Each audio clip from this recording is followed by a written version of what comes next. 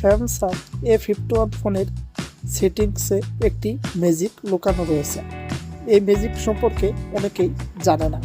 চলুন আজকে জানাবো এই ম্যাজিকটির সম্পর্কে। তো আমি প্রথমে এখান থেকে চলে যাব সেটিংস আইকনে। তো এখানে আমি নিচে একটু স্ক্রল করে নিয়ে যে এখানে সার্চ বারে সার্চ করব VERSION ভার্সন। তো আমি এখান থেকে ভার্সন সার্চ করে নিলাম। তো আমি এখন একটু স্ক্রল করে নিচে চলে যাব।